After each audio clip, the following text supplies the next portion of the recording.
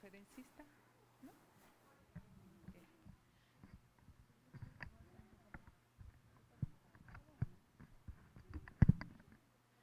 Muy buenos días a todos ustedes. Es un gusto estar el día de hoy moderando la mesa número 4, cuyo título es El arte en los panteones. Soy Araceli Peralta Flores,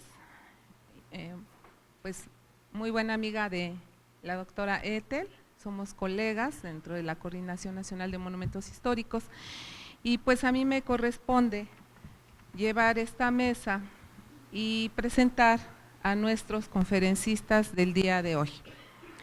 Vamos a dar inicio con la conferencia de Luis Alberto Gómez Mata, de la Facultad de Filosofía y Letras de la UNAM, cuyo título es La huella italianizante en algunos modelos escultóricos del Panteón Francés de la Piedad. Muy buenos días, Luis, y por favor.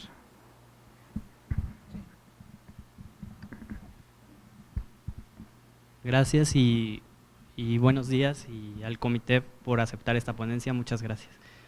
Bueno, yo titulé esta ponencia La huella italianizante en algunos modelos escultóricos del Panteón Francés de la Piedad. Les voy a leer de qué va a tratar la investigación para después pasarles una serie de imágenes. En esta investigación presentaré 4 ejemplos de esculturas presentes en el Panteón Francés de la Piedad. En dichas obras encuentro una huella que permite establecer vínculos de la historia del arte en 2 lugares diferentes. Primero daré un breve panorama de los cementerios en México en el siglo XIX. Después hablaré en concreto del Panteón Francés de la Piedad. Inmediatamente comenzaré a describir los rasgos que permiten comprender por qué el arte funerario italiano es relevante en el contexto mexicano. Finalmente presento y analizo los ejemplos concretos en los que encontré un rasgo italianizante. Bueno, primero como panorama general y como antecedentes hay que comprender que durante toda la época colonial prácticamente el panorama de los enterramientos y de la muerte fue el mismo. La religión era la que conducía y la que guiaba todas estas prácticas. Entonces todo estaba gestado a partir de la salvación o de ir al infierno. Entonces las acciones de los individuos en la tierra eran las que condicionaban cómo iba a ser la manera de morir. Y los enterramientos se daban en espacios religiosos, es decir, en templos, en iglesias, en hospitales, en conventos. No había un espacio destinado en sí como un cementerio alejado de las ciudades para estas prácticas de enterramientos. Con la entrada de la Ilustración a finales del siglo XVIII, aquí en México se empezó a ver que estas prácticas funerarias de enterrar a la gente dentro de las iglesias eran prácticas muy antihigiénicas y muy poco recomendables. Entonces se comenzaron a gestar proyectos para alejar estos cementerios, estos lugares de enterramiento, a lugares fuera de la ciudad. Entonces, por ejemplo, aquí les presento una imagen de un proyecto que no se realizó, de un cementerio razonado, proyecto de Manuel Tolsá, que estaba a las afueras de la ciudad, pero ya completamente un proyecto laico. Este es otro ejemplo de un panteón en Pachuca, en Real del Monte, de un cementerio de tipo romántico, que era estos cementerios que estaban en lugares como jardines, en lugares tranquilos, pacíficos. Y entonces aquí en México se combinaron estas 2 tipologías, la del cementerio razonado, que es este cementerio muy neoclásico, y este cementerio romántico. Y el Panteón Francés de la Piedad es un resultado de esta combinación de tipologías de estos nuevos cementerios que comenzaron a emerger durante el siglo XIX mexicano. El Panteón Francés de la Piedad es uno de los pioneros en estar construidos a las afueras de la ciudad. Fue construido en el año de 1864 durante el imperio de Maximiliano. Ahí fue donde comenzó la construcción de este panteón, que estaba destinado ya no únicamente para la religión católica, sino que también los extranjeros de otras religiones podían tener un lugar dentro de este panteón. Este panteón fue creciendo de manera muy grande y fue durante el Porfiriato cuando alcanzó su máximo esplendor. Entonces, aquí les presento una litografía de Manuel Rivera Cambas de su obra de México pintoresco. Él tiene una cita que dice así: multitud de elegantísimos mausoleos de estilo variado adornan aquella mansión de paz y de reposo eterno. En ciertos días aparecen las tumbas vestidas de flores o coronas. Esas tumbas contienen epitafios grabados sobre el mármol, ya recordando apelativos de respetables familias, entre ellos los de Escandón, Landa, Barrón y tantos otros. Bueno, incluí esta cita para ver por qué el Panteón Francés de la Piedad es un lugar que no estaba destinado para cualquiera, sino que únicamente aquellos que tenían la posibilidad económica de estar enterrados ahí podían tener su lugar en este panteón. Era un lugar muy ostentoso para ricos, con sepulcros realmente sorprendentes, ¿no? Entonces, otra cita de Altamirano, que está platicando con una señora y le dice a la señora: señora, replique, yo no entiendo una palabra de trajes y de modas, pero veré los sepulcros. Y la señora le contesta: sí, vea los sepulcros, son de muy buen gusto y muy costosos. Yo creo que el de la señora fulana ha de haber costado lo menos 6,000 pesos. Pues si el de los menganos, figúrese usted, puro mármol, bronce y tiene tibores de 200 pesos. Vaya usted, se divertirá usted mucho. Entonces es otra muestra de cómo es un panteón muy ostentoso, que incluso en los materiales se ve esta calidad de las piezas, ¿no? Bueno, y ahora sí entro a lo que es el tema de la ponencia, que es la huella italianizante. Durante el Porfiriato se empezó a extender la moda de traer todas las tendencias italianas. Porfirio Díaz intentó poner a México al nivel de los países europeos, ¿no?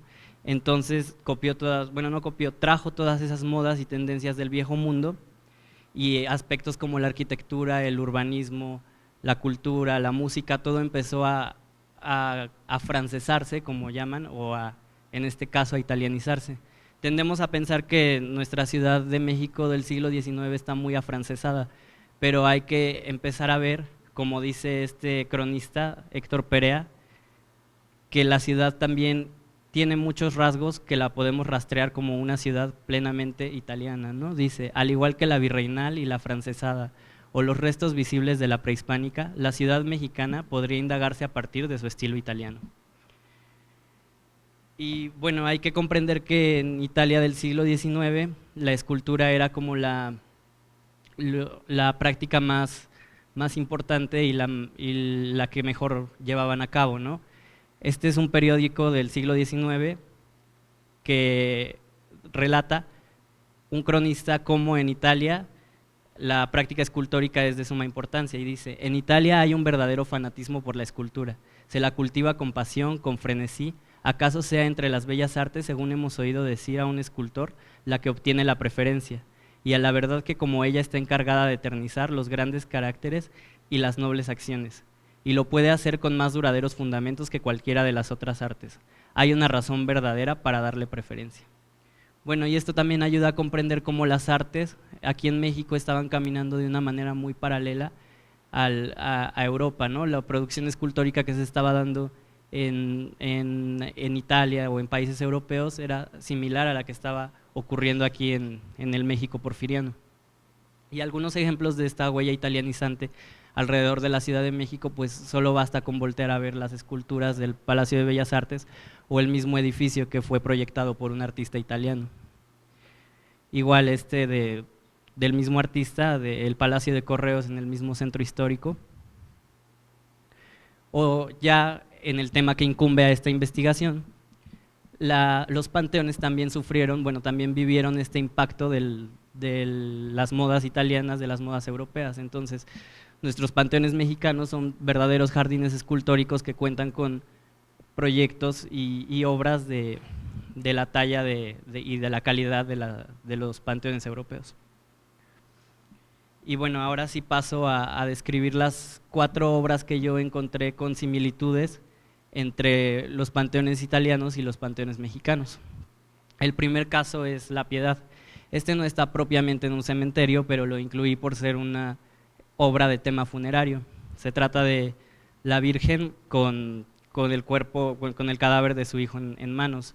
Este es un tema que data de la época medieval de la Alemania del siglo XIV y se fue reproduciendo durante toda la época medieval, pero fue hasta el Renacimiento con esta obra de Miguel Ángel cuando realmente alcanza su esplendor, y esta es pues la más famosa obra. Cuando nos referimos a la Piedad, inmediatamente pensamos en esta pieza escultórica de Miguel Ángel. Esta pieza se reprodujo aquí en los panteones mexicanos, especialmente en el Panteón Francés de la Piedad encontramos dos ejemplos. Uno pertenece a Adolfo Ponzanelli y el otro pertenece a Cesare Navi. Aquí incluyo el de Adolfo Ponzanelli. Estos monumentos de la mujer, de la Virgen cargando a su hijo, se dedicaban cuando una madre perdía a su hijo. Entonces es común encontrar representaciones de la Piedad cuando un niño muere o cuando un joven muere porque representa el dolor de la madre. Y aquí incluyo esta escultura porque, bueno, por la temática italiana, pero también para comparar cómo es una obra que de alguna manera adopta los rasgos propios de un panteón mexicano. Obviamente es una reproducción, pero aquí presento un detalle en el que realmente el rostro de la Virgen parece más desconsolado, más abatido, más doloroso que la obra original de Miguel Ángel. Entonces aquí tiene su propia impronta esta obra, que fue realizada por un artista italiano. Bueno, también mencionar cómo es que estas obras italianas o de manufactura italiana llegaron aquí a la Ciudad de México. Estas obras llegaron aquí debido a que varios artistas mexicanos tuvieron la oportunidad de irse a estudiar becados a Europa. Entonces ahí adquirieron todas las técnicas, todos los estudios acerca de los estilos en boga en Europa, y cuando regresaron aquí a México pudieron realmente imprimir toda esa huella que habían adquirido en Europa. Otra razón por la que encontramos aquí esculturas de tipo europeo es porque existían talleres en los que la gente con dinero, la gente que tenía posibilidades económicas, podía mandar a hacer su sepulcro, su monumento funerario, y lo mandaba a pedir a Europa y ya llegaba aquí a México. O incluso aquí mismo se instalaron talleres. Es por eso que nosotros podemos ir a un panteón y encontramos la misma reproducción de una obra varias veces, ¿no? O el mismo sepulcro del mismo ángel en diferentes panteones o en diferentes lugares de la República Mexicana. Esto se debió a que estos trabajos se realizaron en talleres escultóricos, ya fuera aquí en América o fuera de América. Los talleres que se instalaron aquí en América fueron por artistas italianos, artistas europeos que llegaron aquí, como el caso de Ponzanelli, que instaló su propio taller aquí en México y que incluso es algo que sigue vigente, ¿no? Si ahorita buscamos nosotros los mármoles Ponzanelli, es como una dinastía de escultores que empezaron en el México del siglo XIX. El segundo caso que presento es el Ángel del Juicio, o la tumba de la familia Oneto, que se encuentra en el cementerio del Estalieno en Génova. Génova fue una ciudad muy importante porque fue una ciudad comercial que permitía el intercambio de tipo cultural, de tipo económico, de tipo político, al ser una ciudad portuaria. Entonces muchos de los trabajos de los genoveses llegaron aquí a México de una manera muy rápida. Este Ángel del Juicio realmente impactó en su momento, es una obra de 1882. Es muy común encontrar ángeles en todos los cementerios, pero este fue diferente. Se supone que los ángeles son asexuales, y aquí nos encontramos con un ángel con rasgos plenamente femeninos y plenamente sensuales. Entonces esto impactó mucho a la población italiana del siglo XIX, porque no estaban acostumbrados a ver este tipo de obras tan sensuales, tan provocativas, ¿no? Y menos en un lugar como un cementerio. Y por eso fue que esta figura rápidamente adquirió mucha fama y rápidamente se expandió por todo el mundo. Bueno, por todo el mundo occidental. Realmente es una obra que evoca los temas del modernismo, del simbolismo finisecular, como lo es la mujer fatal, ¿no? Aquí en México encontramos diversas copias de esta obra, y en el Panteón francés hay aproximadamente dos copias. Yo incluí esta, que es la tumba de la familia Díez Barroso. Obviamente no va a igualar la misma calidad ni los materiales de la obra italiana, pero yo la incluí para que notáramos con qué velocidad llegaron las obras aquí a México. Prácticamente pasaron 20 años para que nosotros aquí en nuestros panteones tuviéramos una pieza copiada, reproducida de una obra italiana y de tanta calidad como fue el Ángel del Juicio. El tercer ejemplo que yo incluyo es el Ángel del Dolor. Este está en el cementerio no protestante, en el cementerio protestante de Roma. Es una obra realizada por un escultor estadounidense que se llamó William Wetmore Story. Él realizó este monumento para su esposa que murió, y realmente fue un acontecimiento que impactó mucho en su vida. Por eso trató de representar esta obra en la que quería, y les cito lo que él mismo dijo, que quería transmitir un sentimiento más conmovedor y doloroso en esta obra del Panteón, ¿no? Entonces, al cubrir el rostro del ángel, realmente transmite a quien la ve un profundo dolor. No es un ángel como los que encontramos, ángeles del juicio final o ángeles que cargan un sentimiento de esperanza o de fe, sino es un ángel realmente que transmite dolor por el motivo, ¿no? Y por lo mismo fue una obra que se reprodujo también en los panteones de todo México, y encontramos al menos 2 ejemplos en el Panteón Francés de la Piedad. Yo incluí aquí el ejemplo de la tumba de la familia Galloso, por ser una familia pues tan relacionada con las prácticas funerarias, y realmente es una obra adjudicada a Ponzanelli, y es una pieza que no tiene la misma manufactura ni la misma calidad, pero realmente es una pieza que se puede igualar en técnica, ¿no? Entonces fue un tema iconográfico también muy repetido, del dolor de los ángeles ante la pérdida. Y finalmente incluyo un doliente masculino que está en una figura de un tondo. Lo encontré en el Cementerio Monumental de Milán. A mí me llamó mucho la atención que aquí en México, en el Panteón Francés de la Piedad, encontramos una copia. No es del mismo material, pero es la misma postura del hombre doliente, recargado, cubriendo el rostro, con las piernas dobladas, ¿no? Y yo incluí este ejemplo porque realmente es difícil encontrar aquí en los panteones mexicanos el dolor representado en los hombres, como si el dolor solamente estuviera permitido para las mujeres. Realmente son pocos los ejemplos de dolientes masculinos que encontramos aquí en los cementerios mexicanos.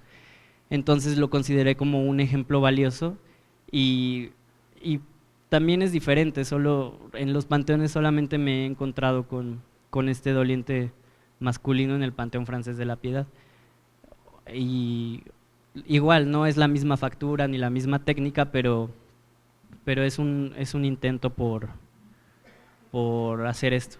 Y bueno, y ahí concluyo, y nada más termino con esta cita de una crónica del Mundo Ilustrado, de un cronista que fue al Panteón del Estalieno en Génova y dijo: bendita sea la muerte que sabe inspirar esas maravillas. Muchas gracias.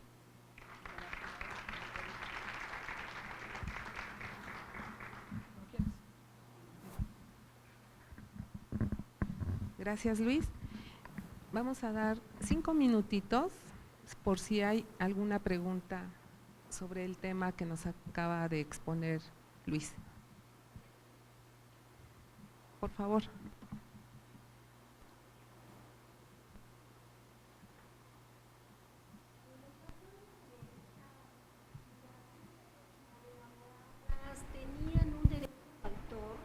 Era muy fácil que se las copiaran, que tuviera réplicas pues aquí en el Nuevo Mundo.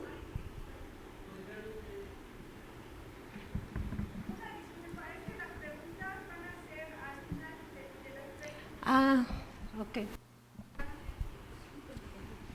Bueno, una disculpa, no sabía que se hacían al final. Y vamos a dar paso entonces a la siguiente ponencia que presenta Victoria Ramiro Esteban, de la Facultad de Ingeniería de la UNAM. El título de su ponencia es San Miguel Arcángel, protector de las almas en la tierra y en el más allá, en los panteones y en el centro histórico de la Ciudad de México. ¿Me escuchan así? No, bueno, es que a mí me distrae el micrófono, pero bueno, a ver. Bueno, les voy a presentar algunas de las imágenes que aquí nuestro otro ponente presentó, pero ubicadas en otro contexto, en otro lugar. Cuando nos mandaron la convocatoria, yo decidí hacer una investigación diferente, y es más, tanto investigué que ya tengo hasta el tema para el siguiente coloquio, de tanta información que encontré, y decidí ver qué había sobre San Miguel Arcángel, porque de San Miguel Arcángel hay mucho y poco estudiado, pero hay que decir que esto en los panteones es como una serie de metáforas de la persona que se muere, qué es lo que quiere, o si no dijo qué era lo que quería, pues lo que quería su familia. Entonces, pues aquí conviene comentar ciertas imágenes que nos presentó Luis Alberto, pues las vamos a encontrar en el Panteón Español de Ciudad de México, ¿sí? Panteón privado, no público. Eso no significa que el público no se pueda enterrar, pero pertenece a la beneficencia española y hay verdaderas obras de arte.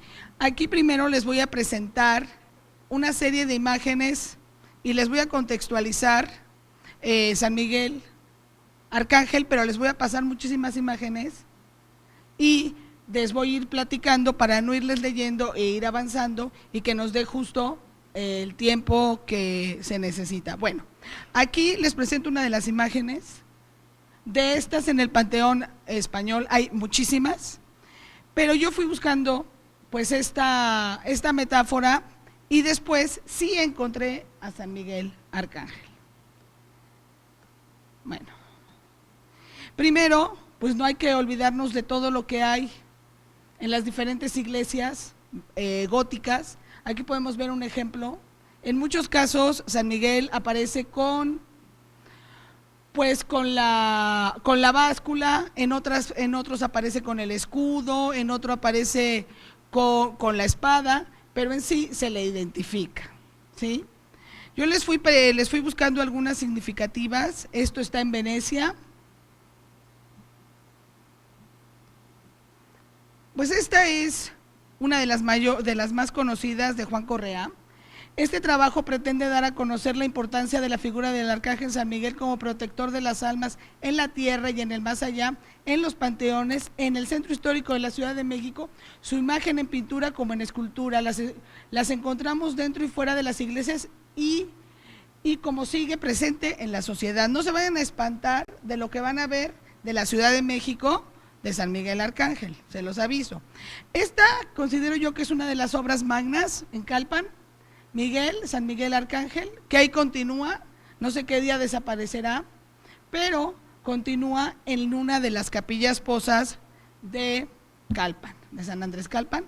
Aquí se las presento en la Ciudad de México, en la esquina de San Jerónimo y Bolívar. Por cierto, lo siento Julieta, no está catalogado. Te lo notifico, ¿no? Ese edificio no está catalogado, no aparece en el plano de Rojas, de José Antonio Rojas, no la incluyó, pero bueno, esa no es la antigua, la del siglo XVII, esta es del siglo XX. Aquí, bueno, les vuelvo a presentar a los tres, Gabriel, Rafael y en el centro el Arcángel. Aquí más detallado. Aquí más cerquita, ¿sí? Aquí pues nada más les paso las 4 capillas por no olvidarlo, la capilla con los 4 evangelistas, ¿sí? Y las otras 2 capillas, aquí en una de ellas con el Espíritu Santo y en otra con el ángel. Luego tenemos una autora importante que ella hizo una investigación referente a Quetzalcóatl, a los dioses prehispánicos y lo vincularon con el sincretismo. San Miguel Arcángel hace un gran estudio, se llama Ariadna Guadalupe Roa e hizo un gran trabajo, ¿sí? Esto es nuestro Arcángel San Miguel en la ferretería, se llama Casablanca, en una casa. Esta obra yo creo que era de una iglesia, está en una casa. empotrada en la parte de arriba de una casa. Como siempre, San Miguel Arcángel es quien como Dios, ¿sí? Aquí lo tenemos en Tlaxcala y en San Miguel Allende. Aquí lo tenemos, bueno, en la iglesia, en la parroquia de San Miguel Arcángel, ¿sí? Con una obra magna, que lo podemos ver, bueno, pues del lado izquierdo, que no es que no tengo señalador y no tengo mouse, pero bueno, del lado izquierdo, es la Virgen del Apocalipsis. Aquí, con Cristóbal Villalpando. Aquí en los documentos, una novena dedicada a San Miguel Arcángel. De esta información, la biblioteca de Carso, que su director es Manuel Ramos, se puede bajar digitalmente todo, con copia, imagen, pantalla, se puede bajar, los libros están completos, ¿sí? Luego les hice así un recorrido visual histórico, pues de Broncino. Luego en el Vaticano de Roma, muchas imágenes ya aparece con la cruz, ¿sí? También aquí tenemos los 7 arcángeles, que es importante, aparecen varias obras en las cuales pues aparecen los 7. Miguel es el jefe del ejército, Gabriel el mensajero celestial, Rafael el protector de los viajeros, Uriel el encargado de las tierras y los templos, Raguel el encargado de la justicia, Sariel el encargado de los espíritus y Remiel el encargado de los resucitados. Aquí tenemos este manuscrito, es del siglo XIV, en el cual lo podemos ver luchando contra el demonio o la fiera, que es parte de su iconografía en toda la historia, ¿sí? Aquí lo podemos ver también en San Miguel Arcángel, ubicado en la iglesia de San Pietro al Monte. Y bueno, este es otro documento en el cual pues lo podemos ver igual, cumpliendo su iconografía, que ahorita la vamos a ver. La unión de los santos arcángeles en cristal, en vidrio templado. Luego tenemos el de Juárez. ¿Cuáles son los atributos? Pues bueno, son las alas, el ornamento corporal, el vestido, las estrellas, el calzado y una espada, o una espada grande, una espada corta. En otros casos pues aparece con una espada corta y una espada larga, aparece con su escudo, ¿sí? Aquí también tenemos otra imagen muy conocida, que aquí pues es significativo, va como la conquista, va vestido con traje como de conquistador. Bueno, la parroquia de San Miguel Arcángel es una de las parroquias que se hicieron después del sagrario, porque había muchos españoles y dividieron en 4 parroquias e hicieron esta misma iglesia. Y aquí tenemos una iglesia también dedicada a San Miguel Arcángel en la Catedral de Jaén. No son de la misma época, pero lo que es interesante es lo siguiente: en la parroquia de San Miguel tenemos un San Miguel Arcángel en esta parte, y en la Catedral de Jaén también tenemos otro. Podemos ver que no son iguales, son similares, tienen los atributos, es otro material, pero pues hay similitudes en muchas obras europeas y en muchas obras americanas. ¿Okay? No aparece siempre igual, pero se identifica. Eso es lo interesante, se identifica sus alas, su espada, sus botitas, ¿sí? A ver, ¿alguien lo conoce?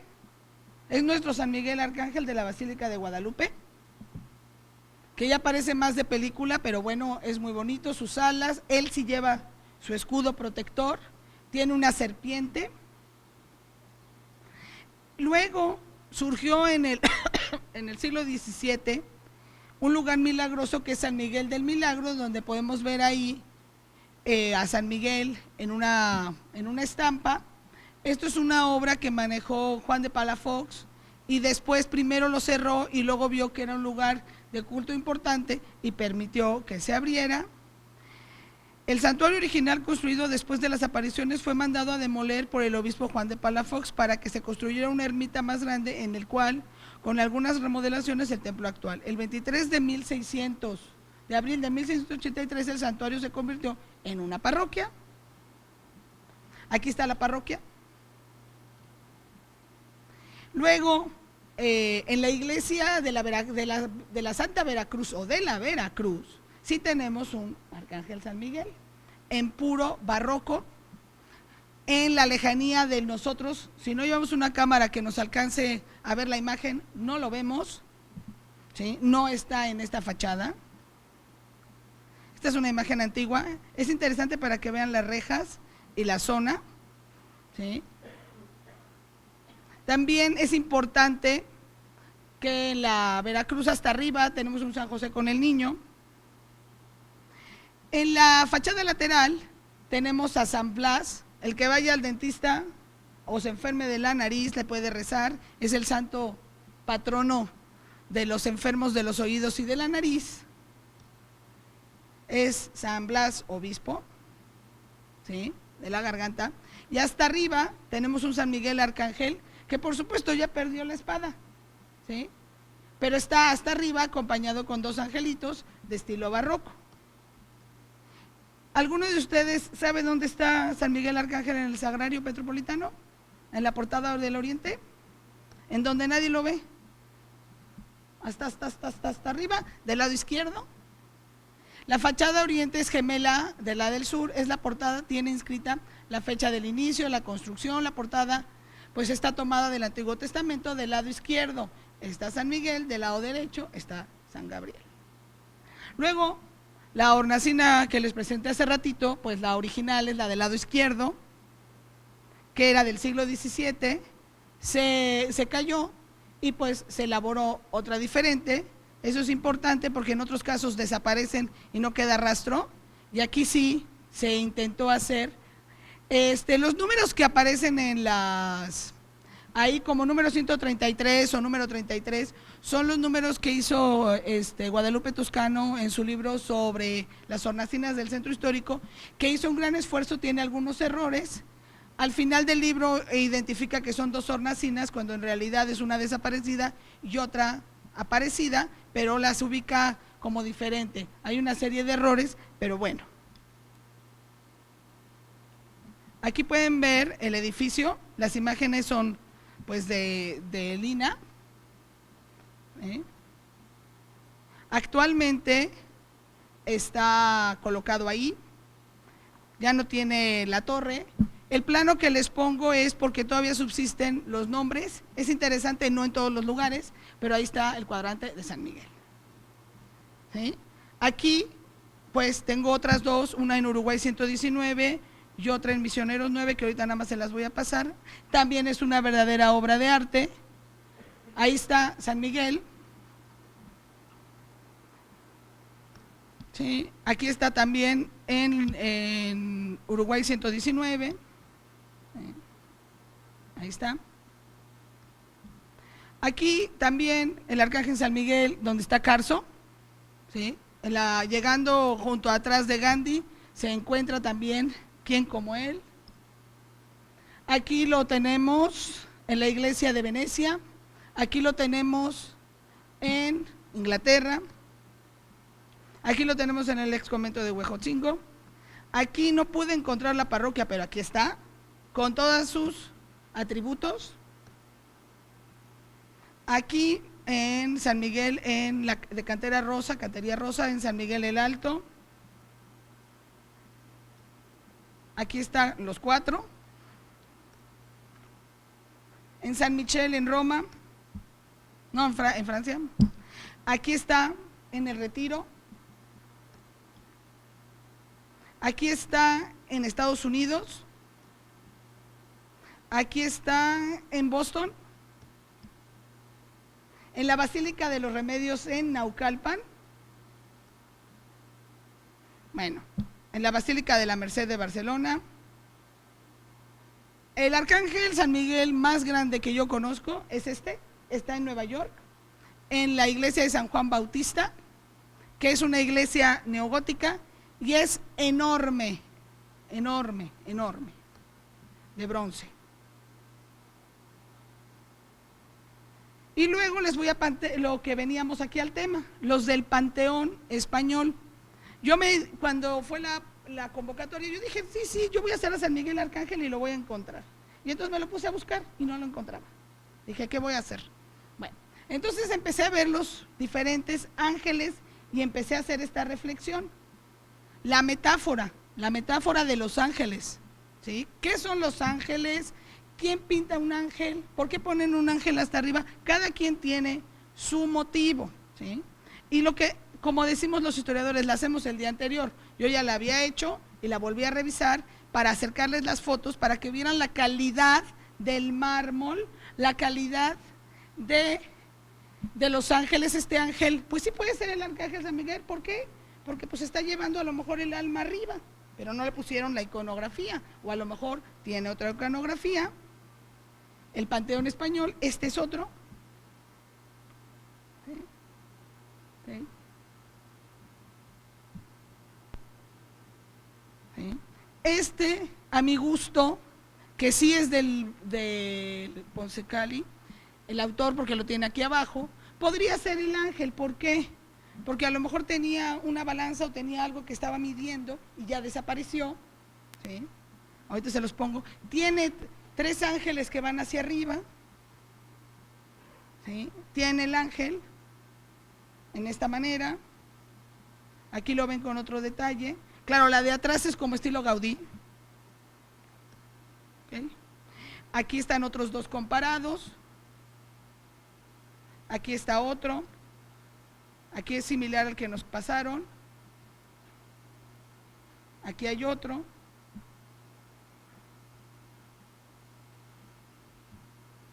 ¿Sí? Los que están arriba, en el Panteón Español hay muchos ángeles arriba de las tumbas. Luego, pues encontré este que es maravilloso, esta tumba. Es una verdadera obra de arte, no ha desaparecido. Tiene el ángel como ahí rezando. El ángel es una piedad y tiene todos estos detalles. Esta tumba es de las famosas, ¿sí? Y luego esta es la tumba de la familia Starfield, que pues tiene un ángel que está ahí.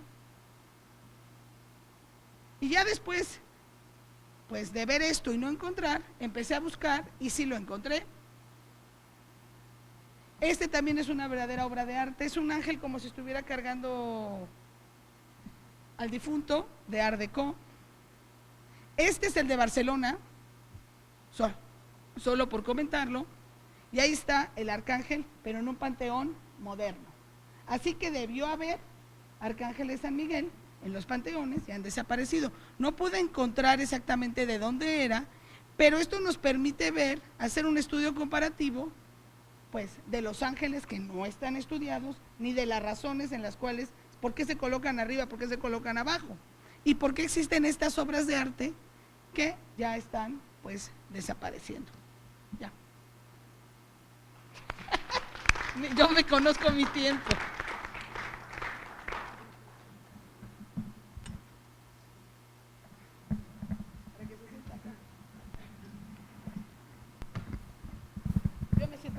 Muchas gracias, Victoria. Ahora escuchamos la ponencia, vamos a escuchar la ponencia de Berta Tello Peón, de la Facultad de Arquitectura de la UNAM. El título de su ponencia es Presencia de la modernidad constructiva en los cementerios del Porfiriato, intención decorativa en los objetos de innovación tecnológica.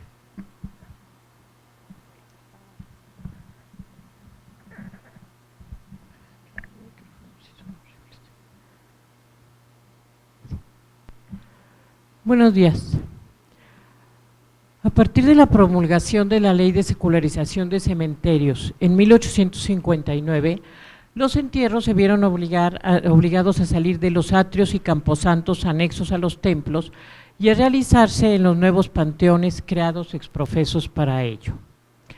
Durante el Porfiriato, la creación de cementerios se sumó a los programas de engrandecimiento y mejoramiento de equipamiento urbano que hubo en todo el país, y para ello se tomaron en cuenta múltiples aspectos que condicionaron las soluciones arquitectónicas.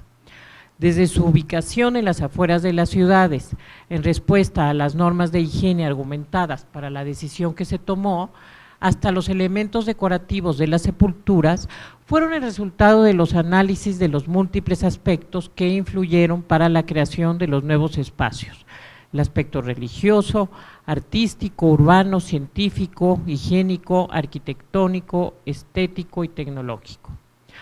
Muchos de estos temas son en sí mismo el resultado del pensamiento del siglo XIX y, por lo tanto, tomarlos en cuenta para este nuevo programa arquitectónico era una manifestación de estatus y modernidad, conceptos buscados por toda sociedad para incluirlos en su vida diaria. Así, los nuevos materiales trabajados con modernas técnicas serán acogidos con entusiasmo por los usuarios, quienes en su carrera por destacar aceptarán las más novedosas propuestas formales por parte de los constructores y de los artistas. Es esto lo que quiero plantear y ejemplificar en este coloquio, partiendo del análisis de elementos decorativos y utilitarios fabricados en hierro fundido, que se incluyeron en los cementerios como representativos de la tecnología de vanguardia que se desarrolló internacionalmente a cambio del siglo. Desde las cubiertas y marquesinas, rejas con las que se enmarcaron los accesos, pasando por los macetones, las fuentes, las farolas a lo largo de las calles y andadores del Panteón, hasta los barandales, rejas, maceteros, candelabros, vasos, floreros, puertas, ventanas, protecciones, obeliscos y lápidas que se incluyeron en todas las tumbas fueron solicitados por catálogo o manufacturados individualmente para contribuir con su presencia a consolidar una posición social y a garantizar un reconocimiento aún después de la partida terrenal. La presencia de estos objetos en los cementerios de todo el territorio nacional merece atención, clasificación y análisis, tanto desde el aspecto formal como desde la tecnología de su construcción y su fundidora de origen, por lo que me parece interesante incluirlo como uno más de los aspectos mencionados para el estudio de los cementerios. Cubiertas y columnas. Cubiertas y columnas forman un conjunto cuando hay necesidad de cubrir un espacio.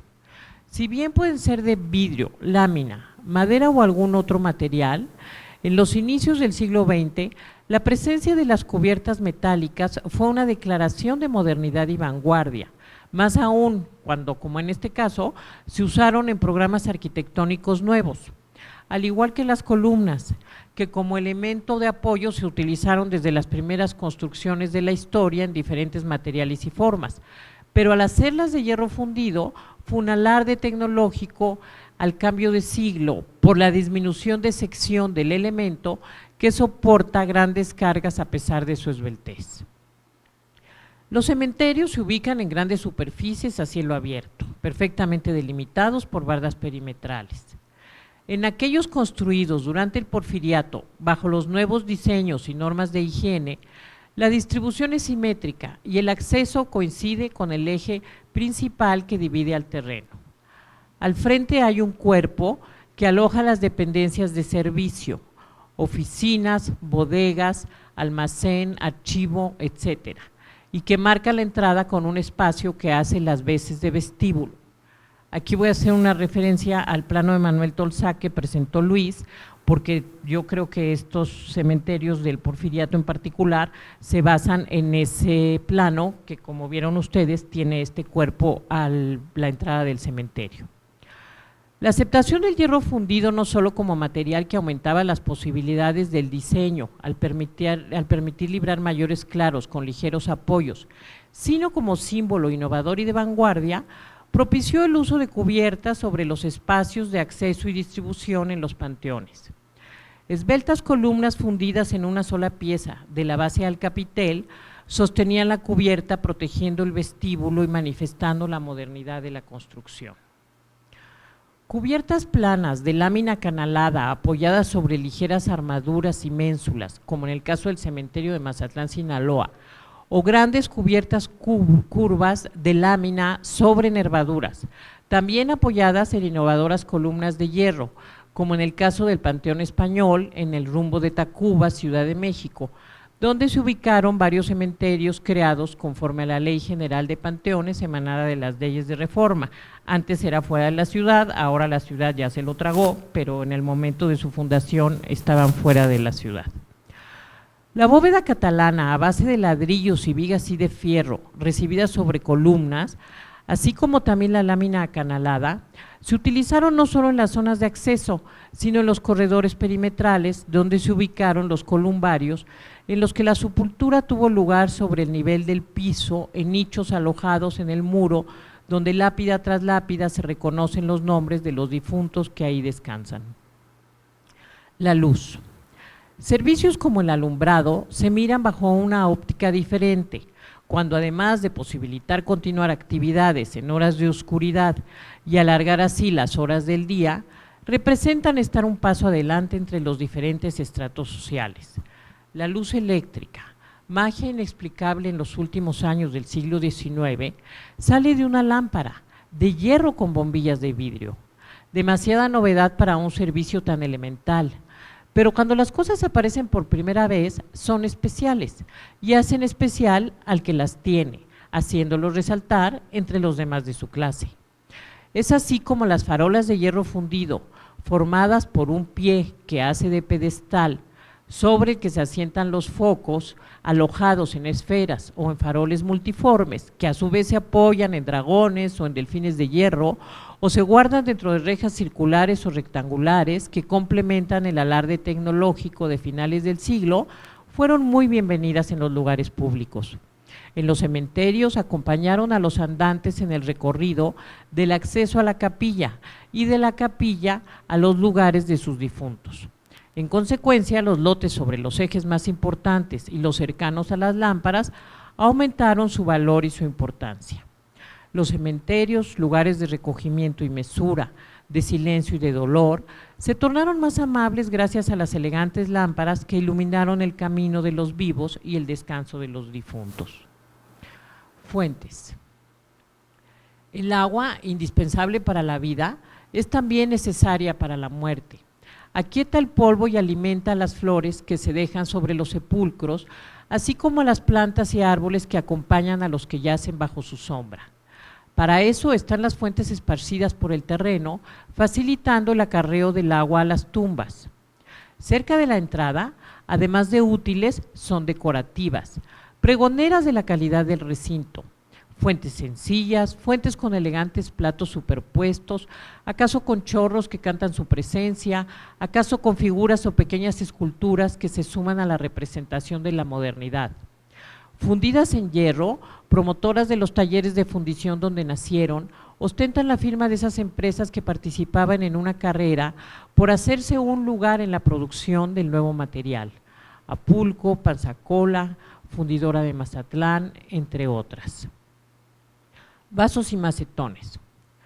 Los macetones, maceteros y vasos se han apreciado desde la antigüedad hasta el presente en todas las culturas como objetos decorativos en los espacios más lujosos, en las terrazas, en los jardines, junto a las fuentes y estanques, sobre las balaustradas y en los remates de las construcciones.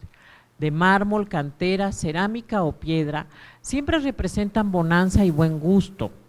¿Por qué no entonces incluirlos también en el catálogo de piezas fundidas en hierro? Sencillos o ostentosos, elevados o anchos, cerrados o abiertos, sobre bases o con agarraderas. Lo importante es la categoría que otorgan al lugar en que se encuentran. Para los cementerios, sobre la barda perimetral, enmarcando el acceso, junto a la fuente, recibiendo al viandante que llega al zaguán, acompañando al cortejo en el camino al sepulcro, en cualquier lugar donde pueda ser visto y dar sensación de confort. Puertas y rejas. Sin duda la mayor cantidad de objetos fundidos en hierro que se utilizaron en los cementerios concebidos bajo las nuevas normas fueron las puertas y las rejas. Se ha mencionado ya el interés de las familias de la burguesía porfiriana por destacar aún en su última morada. El resultado son los sepulcros alojados en capillas y mausoleos que se cubren con elementos arquitectónicos que reviven formas de tiempos pasados o lugares lejanos. ojivas y nervaduras, frontones y entablamentos clásicos, arcos lobulados o cúpulas renacentistas decoran estos monumentos a fin de eternizar la grandeza de sus ocupantes. Por lo tanto, se integran elementos construidos en los materiales más modernos, piezas tubulares de hierro fundido para puertas y rejas, así como para los cercos y barandales que limitan el terreno de las tumbas y protegen la lápida o el monumento de eventuales invasiones, saqueos o maltratos. Hierro laminado o láminas de zinc para las cubiertas de los mausoleos y para las capillas, o sobre las pocas, pero existentes, cubiertas de las sepulturas. Vidrios multicolores y emplomados complementan las puertas y la decoración. Las puertas, generalmente angostas, se abren en dos hojas, cuya parte baja es maciza, mientras que el medio superior ostenta hierro entretejido en formas decorativas o a manera de celosía que permite vislumbrar al interior. También se presentan en marcos que alojan vidrios o emplomados. Algunas otras, las menos, son macizas, impidiendo ver el interior. Otras más soportan combinaciones de piezas metálicas con formas más ligeras, dando atractivos diseños a las puertas. Los cercos y barandales se construyen en tramos cuyos motivos presumen las características técnicas del material, que admite ser trabajado para resultar en formas enroscadas y garigoleadas que a la vez que son atractivas ocupan todo el espacio para impedir entradas a su propiedad tanto de humanos como de animales. Los tramos se suman unos a otros formando un todo lucido y funcional que tiene solidez gracias a los postes fuertes y macizos que se colocan en las esquinas para dar rigidez al conjunto. En busca de distinguir y alegrar la tumba, a los cercos se les sobreponen elementos atornillados como maceteros, candelabros, flores, adornos como piñas o símbolos representativos del difunto. Hay en los cementerios un sinnúmero de elementos susceptibles de ser trabajados con los nuevos materiales y con la nueva tecnología. Protecciones, lápidas y elementos decorativos como esculturas o obeliscos que sobresalen del piso para evidenciar a la distancia la modernidad de su presencia. Han pasado más de 100 años.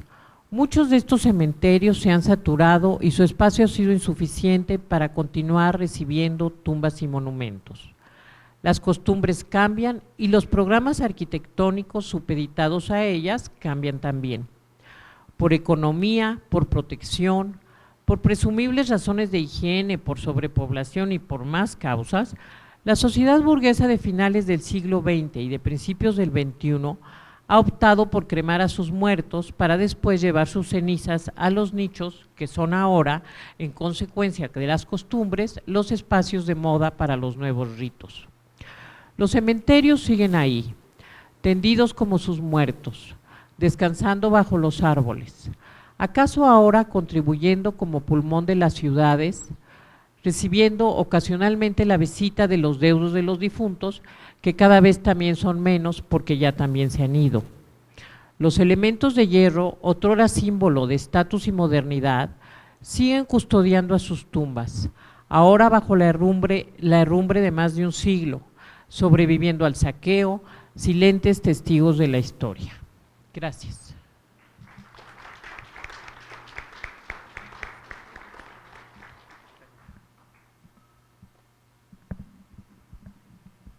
Gracias, Berta. Etel, podemos dar paso a la sesión de preguntas. Muy bien. Bueno, pues si alguien del público desea hacer alguna pregunta. Sí, gracias. Era la pregunta hacia Luis, que si los autores originales de estas obras, sobre todo la del Hombre Doliente, tienen una patente y dan su permiso para que esa obra se reproduzca, sobre todo de Italia aquí a México, bueno, a América. Y una pregunta también para Victoria. ¿Estos arcángeles en alguna época fueron humanos? ¿Los hicieron milagros o cómo llegaron a que los canonizaran como santos, y en especial porque si son varios, San Miguel es el más popular. Gracias. Bueno, realmente no existía como tal la noción de plagio o de derechos de autor, entonces no están incurriendo como en ninguna falta.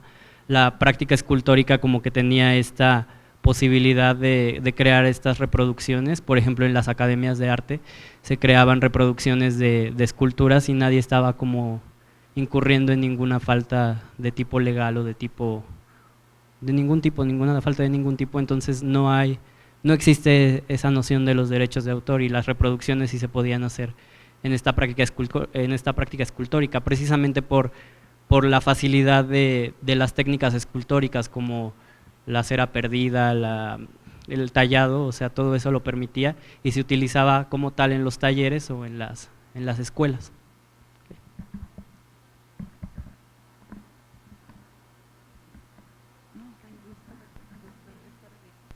La segunda pregunta, ¿para quién era?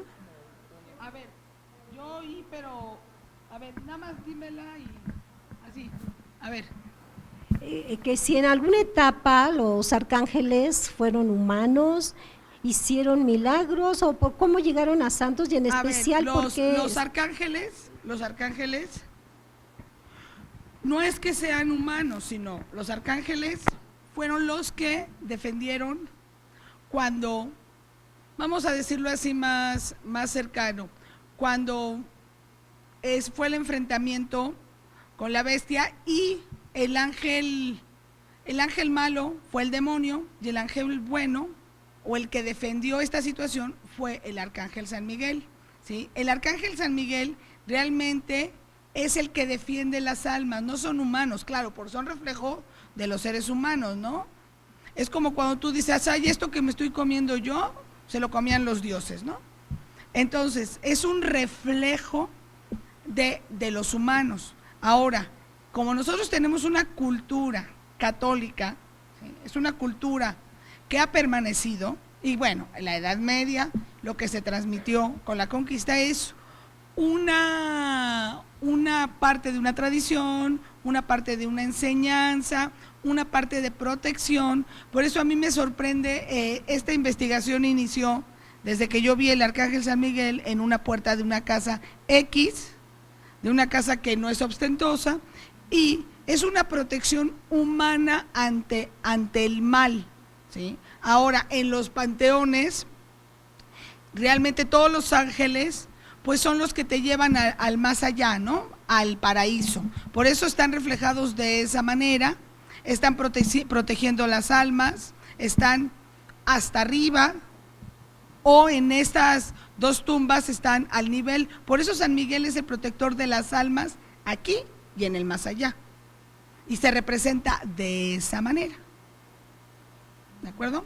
Las obras de arte que están no en el panteón español, sino en todos los panteones, son unas verdaderas obras de arte.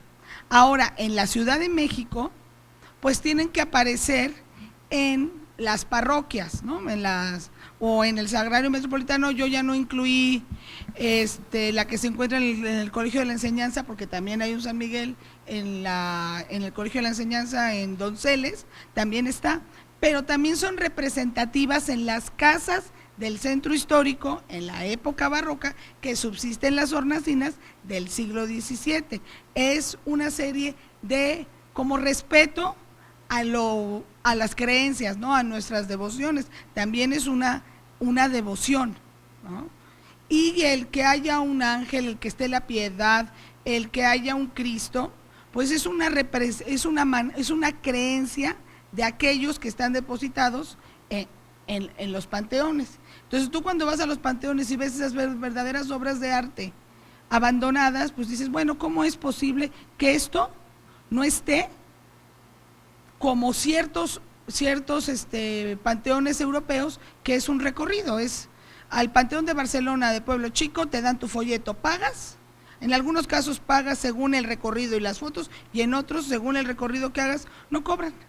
Y entonces es un recorrido guiado, que eso, bueno, lo han hecho en el panteón del Panteón de San Fernando, pero ahí no hay ángeles. ahí sí no hay ángeles. Y también pues había en el del Tepeyac, que también hay verdaderas obras. Yo no tengo muchas fotos del de Tepeyac porque no dejaban sacar fotos. Saqué algunas, pero no tenía fotos de ángeles. De nada. ¿Alguien más desea hacer preguntas? Sí, buenas tardes. Para Berta Tello, una pequeña pregunta, sí, perdón. Un momento, el compañero de atrás pidió antes la palabra. Si se permita Gracias. dar un poquito de continuidad a la respuesta en cuanto a los ángeles, ya que preguntaba cuántos había, por qué Miguel o qué eran. A ver, son los arcángeles. Están arriba. No, me gustaría aportar un poquito si se puede. A ver, perfecto, tú aportas. ¿Sí? Más que nada, el arcángel, al igual que los cuerpos celestiales, son espíritus, es espíritu nada más. Representan ahora sí a las fuerzas o a los que ayudan, ahora sí como los siervos de Dios. Tenemos la parte buena, la parte negativa, según la costumbre o la idea judeocristiana de la rebelión de los ángeles. De ahí que sean los ángeles caídos que van al infierno y los ángeles que quedaron fieles a Dios. Lo segundo, ¿por qué Miguel, Gabriel y Rafael? En las religiones monoteístas, llámese el Islam, llámese el judaísmo, llámese el cristianismo, son los tres que se mencionan en las escrituras canónicas. Miguel, el principal, que es el que se reveló, de ahí el nombre Quid ut Deus, quien como Dios, más que sus nombres, son sus labores.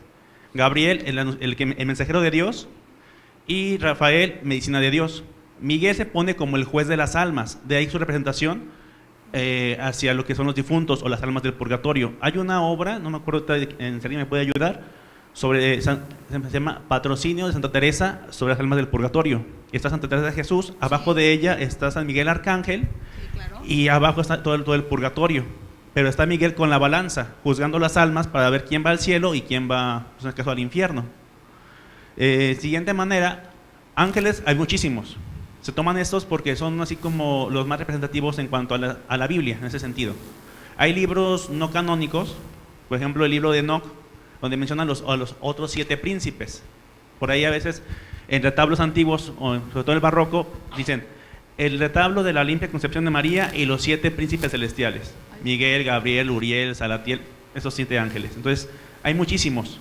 Solamente estos 3 los reconocemos porque son los que menciona como tal la Biblia autorizada por este caso por la Iglesia Católica. Pero ángeles muchísimos. ¿Y qué son? Espíritu. Muchas gracias por reafirmar lo que yo rápidamente dije por el tiempo.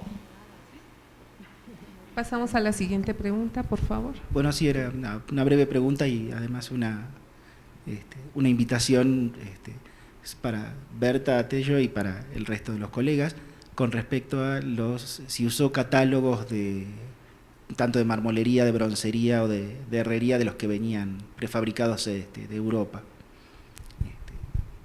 Y en el caso, bueno, de que los haya usado y quienes trabajen, pongo en conocimiento desde la red iberoamericana, se han digitalizado este tipo de catálogos y se está comenzando a trabajar un grupo en la identificación de esas piezas de catálogo a nivel iberoamericano en los distintos cementerios a los fines de poder realizar trabajos comparativos. O sea, ¿me estás preguntando si he usado los catálogos? Exactamente. ¿Yo o si se usaron en las piezas de los cementerios? No, si usted utilizó, Si si yo usted los identificó elementos de catálogo, digamos, en los cementerios. No, yo tengo los catálogos identificados. Para este trabajo no identifiqué las piezas en los catálogos. En los recorridos en los cementerios he ido identificando piezas porque traen su marca de fábrica, de Panzacola, de la florería, de la fundición del Piñone, de donde sea. Entonces, cuando van trayendo los voy calificando, porque sí, toda la arquitectura de hierro que voy encontrando la voy clasificando de acuerdo a la procedencia de las fundiciones que tiene. Tengo también, digamos, los catálogos, las referencias, pero en particular para este trabajo no he tenido el tiempo para sentarme a pieza por pieza, ver de qué fundición viene. Esa es una pregunta. ¿La otra cuál es? No, la otra era, contar, digamos, y hacer una invitación a okay. todos, que desde la red se han digitalizado catálogos. Perfecto. Que están disponibles Sí. en el blog de internet de la red iberoamericana, de gestión y valoración de cementerios patrimoniales, Sí. porque se está configurando, digamos, un grupo de investigación de colegas de toda Iberoamérica para identificar esas piezas y poder hacer trabajos comparativos a nivel iberoamericano. Claro, eso me parece muy conveniente. Así que bueno, Si la quieres, invitación luego está abierta para platicamos. quien Claro. quiera. Muchas gracias.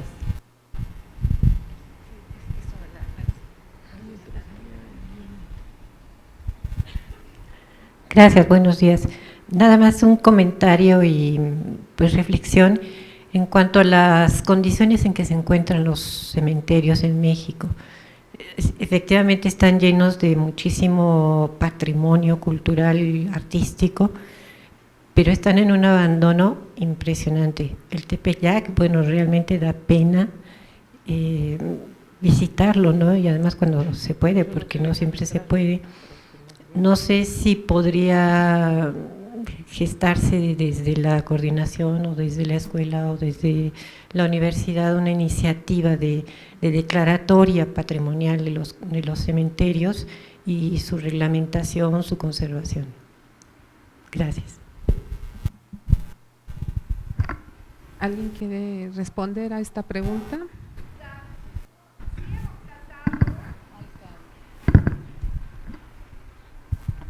Desde 1993 está el proyecto de declaratoria del Panteón de Dolores, pero como es un panteón activo, las autoridades no entienden que se puede declarar, así como se declara un centro histórico, se puede declarar, pero no entienden, entonces es muy difícil, muy difícil.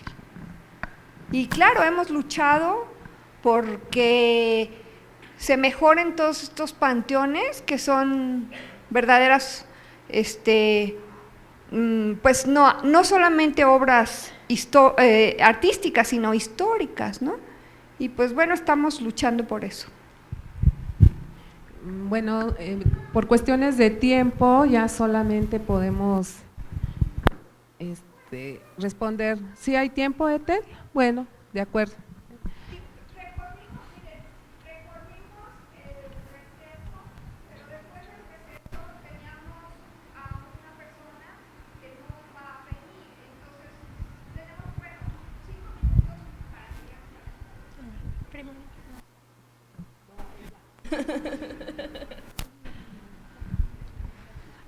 Buenos días. Pues para complementar lo que ya la doctora Ethel ha dicho acerca de los esfuerzos sobre la protección de estos espacios, pues sí, efectivamente son retos muy, muy complicados. Un gran esfuerzo, y creo que hay un gran avance, está en la catalogación de estos espacios. En la Coordinación Nacional de Monumentos Históricos desde hace varios años, y de hecho puedo decir que prácticamente todo encabezado por la propia doctora Ethel Moreno, se han catalogado pues al menos los panteones más importantes en la Ciudad de México. Sé que se está haciendo lo propio también en los estados, reconociendo estos espacios en su conjunto como bienes patrimoniales, los panteones, y también obviamente como monumentos, sean históricos o artísticos, en lo individual. Y bueno, pues eso es una tarea que va avanzando, que no es fácil también, y bueno, pues eso lo digo también con gusto, pero por el vasto patrimonio funerario que hay en nuestro país. La idea de catalogación, además obviamente de identificar estos bienes, pues también es su difusión, lo que permitirá, esperemos, crear esa conciencia acerca de su cuidado y por supuesto, bueno, conservación. En el caso de los panteones civiles, como bueno, bien saben, están a cargo de las autoridades locales. En el caso de la Ciudad de México en específico, pues de las delegaciones. Entonces, bueno, pues también ahí tiene que haber una coordinación muy estrecha entre autoridades para pues dedicar los recursos necesarios para esta protección. La gran mayoría son espacios muy amplios, con pues muchos bienes, muchas tumbas, mausoleos, capillas. Muchas de ellas cuentan con materiales pues codiciados, mármoles, bronces y hasta las mismas herrerías. Hemos visto y bueno, la propia Ethel ha registrado pues lamentablemente cómo estos actos de robo, vandalismo han ido poco a poco depredando estos espacios. Es una tarea muy difícil, pero bueno, se está trabajando en ello. De hecho, el día de mañana se presentará una ponencia muy importante que da muestra justamente de pues de una alianza entre instituciones a nivel federal y local que llevaron a un primer resultado, pero muy bueno, en el Panteón Civil de Dolores. Pues esperemos que experiencias como esta se puedan replicar en otros panteones patrimoniales y bueno, pues entre todos, evidentemente los que estamos aquí, pues nos interesa el tema y pues entre todos también ayudar a esa difusión y a esa generación de conciencia para que realmente las comunidades, las sociedades, los propietarios, porque también los mismos familiares se olvidan de la importancia de estos espacios maravillosos que hemos heredado. Pero bueno, pues sí es complicado, pero pues hay que entrarle, ¿no? Hay que hacer algo. Bueno, damos paso, por favor, si ya no hay otro aspecto, pasamos a la siguiente pregunta. Mi pregunta es, ¿qué superficie se usaba o se usaba en esa época para hacer los mausoleos? Y también qué superficie se usaba en metros cuadrados y qué superficie se usaban en tumbas menos ostentosas y dónde se sacaba el permiso de uso de suelo en esa época.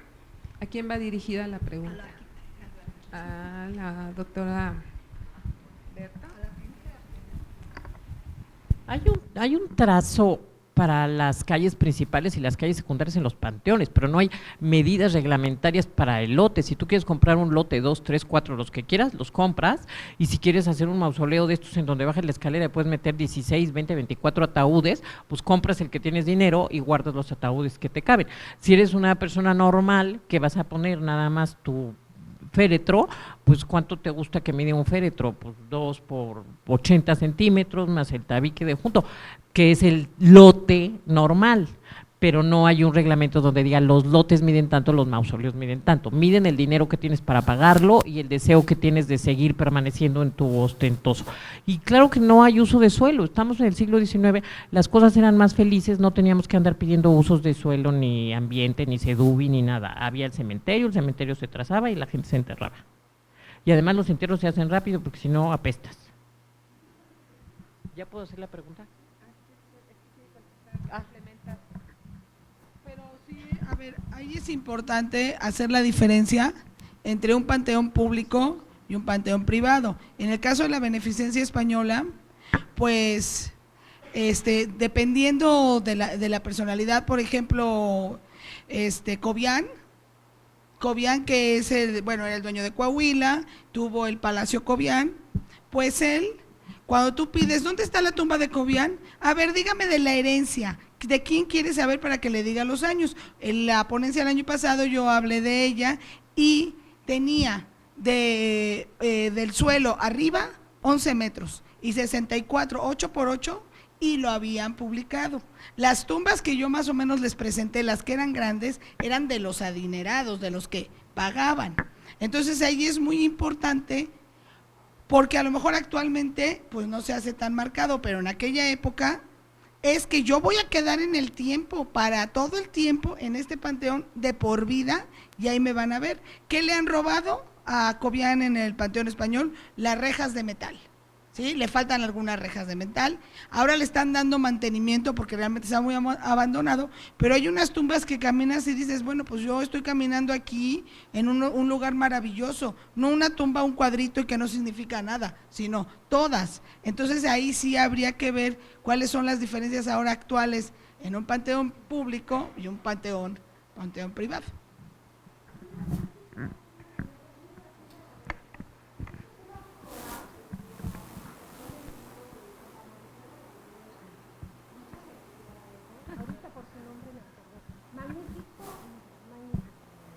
Ahora sí, tu pregunta. Luis, sí te llamas Luis, ¿verdad? Luis, quiero felicitarte por tu trabajo. Me parece que es un arranque de investigación súper bueno. Me parece que tu tema es un tema interesante y bien expuesto. Claro, necesitas ir avanzando y avanzando. Pero esta parte de encontrar la identificación en las obras europeas y después encontrarlas repetidas en los cementerios me pareció muy agradable y te quiero ofrecer, si te interesa, imágenes de las que pasaste que yo tengo de otros cementerios, que digo, ahorita tu trabajo era sobre el francés, no sé si tengas ya registrados de otros cementerios, pero tengo. Pero también te quiero hacer una aclaración en la litografía que presentaste, una litografía, no sé si era Rivera Cambas, del Panteón francés. Ethel tiene la palabra, pero yo creo que esa litografía corresponde al Panteón Civil francés, que fue antes del francés de la Piedad. No es una litografía que pertenece al francés de la Piedad. ¿Estás de acuerdo? ¿Sí es del francés de la Piedad? ¿Sí? Entonces retiro lo dicho. Te dije, menos mal que dije desde el principio que Ethel tenía la palabra, para que así Ethel tenga la palabra. Muchas gracias, Luis, por tu trabajo. Y me queda una duda, Victoria, ¿puedo todavía? Victoria, me queda una duda, siento que es un poco forzado el querer decir que probablemente ese sea el ángel San Miguel cuando presentaste la parte de los cementerios, porque primero nos hiciste un gran hincapié en los atributos del arcángel, pero luego cuando estaba en el cementerio, excepto el último que es contemporáneo, todos los demás no tenían esos atributos y entonces no alcanzo a fundamentar. ¿Sí me entiendes? Partiendo sencillamente de la metáfora, no de la idea comparativa de este es y este no es, sino yo no me fui sobre esa línea, ¿por qué? Porque no lo encontré. Sí, yo creo que si ahora fuera a cementerios más actuales y no más antiguos, a lo mejor lo encontraría. Eso fue lo que me pasó y lo encontré.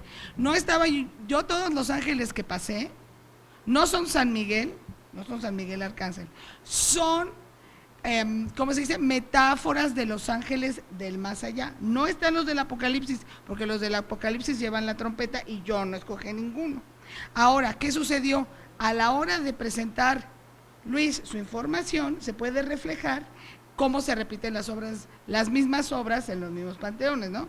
Yo no fui al de la Piedad, yo me centré en este privado, pero no es la idea de que es San Miguel Arcángel, no, sino es la idea de la metáfora. A ver, había muchos, había hasta unos muy feos que ya no los escogí, pero esa metáfora de un ángel que te protege, yo me fui sobre la metáfora cuando me di cuenta de que no había tantos como yo creía, que eso es un proceso muy importante en una investigación. A lo mejor ahorita Luis hace esta investigación y empieza a buscar y dice, ay, pues nada más hay 4, o a lo mejor hay 5, o a lo mejor hay muchísimos. Entonces no es comparar, no es decir este y este son los mismos, no, es una metáfora angelical, de nada.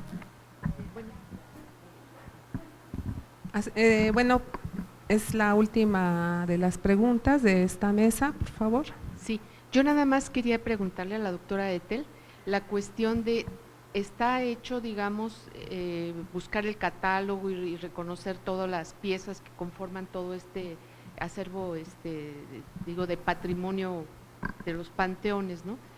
Pero yo preguntaría, la cuestión jurídica, ¿qué pasa con ella? Porque no podemos estar hablando de poder hacer una recolección de algo que no es nuestro, ¿no? Sino que es de un particular que es propiedad privada y que hay derechos de perpetuidad en un panteón. Entonces, ese tipo de cosas no sé si las han considerado en todas estas observaciones que han hecho, ¿no?